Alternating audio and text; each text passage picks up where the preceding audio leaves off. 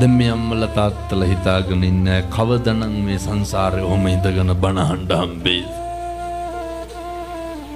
අය හම්බෙයි දැන් කට්ටිය හිතාගෙන ඉන්නේ ලබනාත්මේ කවුරු වෙලා උපදී කියලාද?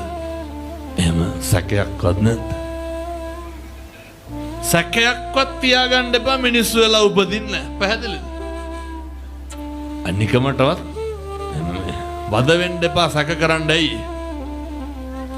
මිනිස්සු වෙලා උපදින්නේ නැහැ. හේතුව මිනිස්සු වෙලා උපදින එක අතිශය දුර්ලභයි. බුදුරු එහෙමනේ කියන්නේ. බුදුහාමුදුරු ආනන්ද හාමුදුරුවන්ට කියනවා ආනන්ද මිනිස්සු වෙලා උපදින එක නෙමෙයි අරුමේ. මොකක්ද අරුමේ? මේ අපේ තරුණ මහත්තුරු තාත්තලා දැනගන්න ඕන. ඔය ඔහොම තියෙන අතපයත් එක්ක ඔය මනුෂ්‍යාත්ම භාවයේ බුදුහාමුදුරු උගන්වනවා. ආනන්ද මිනිස්සු වෙලා උපදින එක නෙමෙයි තියෙන අරුමේ. අරුමේ තමයි මිනිස්සු වෙලා ඉපදිලා ඉඳලා නැවත මනුෂ්‍යාත්ම භාවයක් ලබන එක.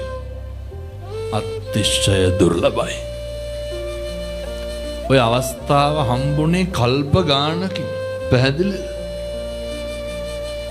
ඕකෙත් ලොකු විශේෂයක් තියෙනවා. මොකක්ද විශේෂය? ඇස් දෙක පේනවනේ. කන් දෙක ඇහෙනවනේ. යන්න එන්න කණ්ඩ කතා කරන්න පුළුවන්. උපදින සේරටම ওই වරප්‍රසාදේ තියෙනවද? ඔක අපිට හොඳට දෙනවා.